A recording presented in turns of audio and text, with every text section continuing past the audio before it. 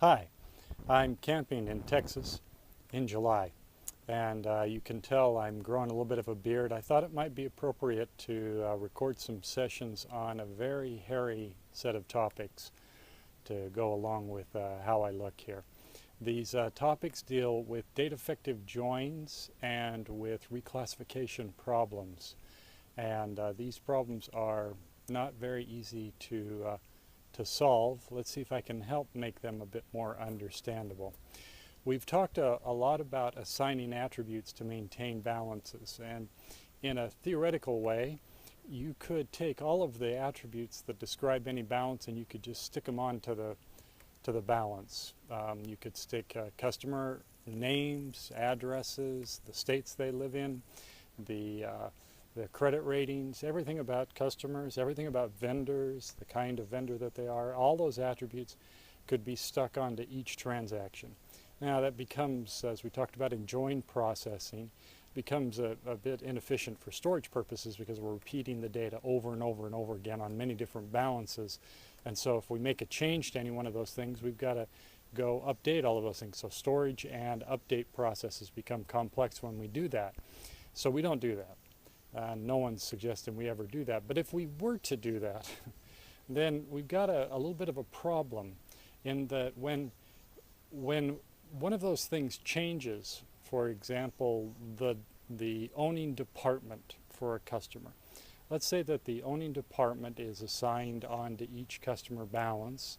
Then if we want to take and reorganize the company, and let's say that this city, this department owns a territory, and one of their outlying cities is right on the edge with another department, and somebody says, you know, for reorganization it's going to make more sense for us to send these customers to be managed by this new department. Well, now we've got kind of a problem.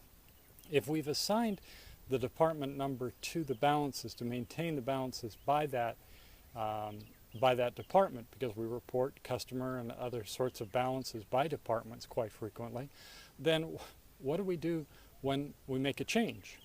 Well, one thing we could do is we could just simply start recording new transactions against the new department. Now, then all of the historical balances that were for those sales that went to that customer or whatever, those will continue to show up in the old department, and the old department will get credit for them as long as they get credit. You know, if they're given credit for, you know, the last 60 days of sales or whatever, they'll continue to get credit for everything that was sold. And then any new sales that show up under the new department would be under the new department ID. So that's a useful way. That could satisfy some set of things that we're interested in. Problem's going to come when we start to try to do customer reporting, because my customer didn't change. My customer is the same customer. They live in the same city. They purchase from the same stores probably. It was an internal reorganization. But now I have two different balances for the same customer, some under Department 1 and some under Department 2. Now I could solve this simply by aggregating out department and produce customer reports by department. But there's there are other types of reports where that doesn't work so well. There are times when we need to be able to see an aggregated view of how things have switched, how things have changed. For example, ownership of my new department, if they start getting credit for the new sales, that's fine. But if those new sales start to show up as something that's increased their sales, that's not quite right, because these were existing customers. And the old department looks like they've stopped selling to these customers. So they get punished. Well, that's not quite right.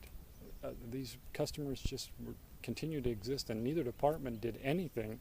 It was someone else that made the decision to switch customers.